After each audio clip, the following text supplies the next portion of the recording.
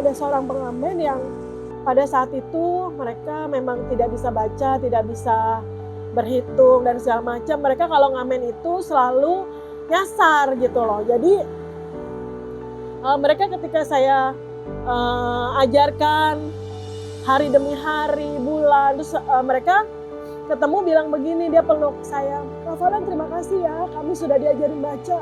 Jadi ketika kami nanti pulang ke rumah, kami tidak nyasar lagi seperti itu. Dan itu saya dipeluk, saya diciumin dan segala macam, itu yang membuat saya, aku ini sebenarnya melakukan hal apa gitu kan.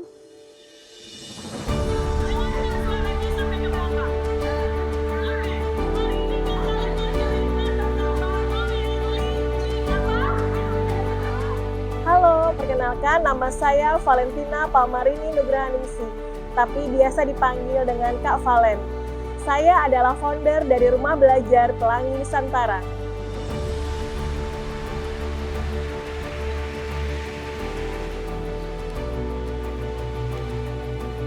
Saya gunakan kolong itu untuk kegiatan belajar mengajar dari 2010 sampai dengan hari ini, Kak. Awalnya pada waktu itu saya menjadi mahasiswa Universitas Negeri Jakarta pada tahun 2008. Kemudian saya banyak melihat anak-anak di perempatan, di persimpangan yang berjualan tisu, kemudian ada yang mengemis, ada yang mengamen, bahkan mereka berkeliaran di pinggir-pinggir jalan. Ternyata mereka tidak sekolah pada saat itu. Alasannya karena mereka tidak punya akte kelahiran, sehingga mereka susah untuk mengakses pendidikan seperti itu. Awalnya adalah memang kegiatan calistung, Kak, membaca, menulis, dan berhitung, karena anak-anak itu tidak mengenal huruf, tidak mengenal angka, jadi mereka tidak tahu membaca. Setelah itu saya ajarkan tentang karakter building. Ada 3 hal yang harus mereka pegang dalam hidup adalah 1, mengucapkan kata tolong, maaf, dan terima kasih. Kita harus mengenal, harus cinta terhadap Indonesia.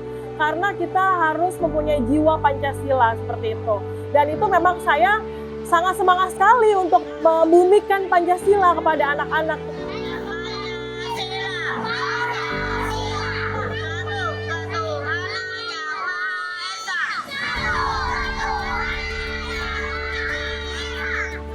Menurut saya, pendidikan adalah tanggung jawab kita bersama, bukan tanggung jawab pemerintah saja. Jadi, saya sebagai seorang pendidik, tentu saya mempunyai tanggung jawab yang besar terhadap pendidikan di Indonesia. Lakukan hal-hal kecil dengan cinta yang besar seperti itu. Karena kalau kita misalnya jadi guru itu, Kak, harus mendidik dengan hati. Jadi benar-benar keluar dari hati. Karena kalau mau jadi guru itu sebuah kehormatan.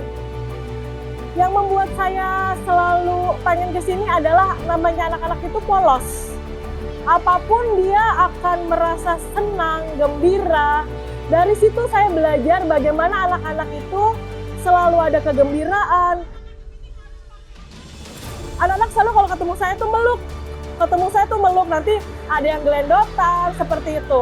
Mungkin mereka tidak pernah mendapatkan di rumahnya mereka. Itulah anak-anak itu mengajarkan saya betapa kita harus bersyukur, harus penuh dengan syukur dalam hidup ini, begitu, Kak.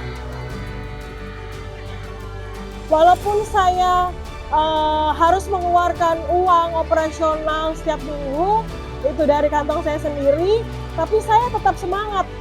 Saya tetap semangat untuk bertemu adik-adik ini di bawah kolong jembatan, seperti itu. Ketika kita melakukan hal-hal kecil dengan cinta yang besar, itu akan berefek banget bagi anak-anak itu, terutama anak-anak di sini.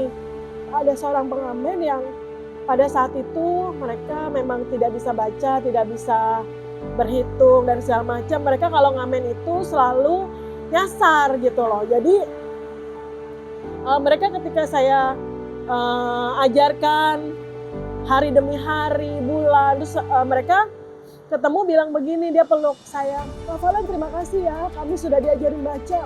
Jadi ketika kami nanti pulang ke rumah, kami tidak nyasar lagi seperti itu. Dan itu saya dipeluk, saya diciumin dan segala macam, itu yang membuat saya, aku ini sebenarnya melakukan hal apa gitu kan.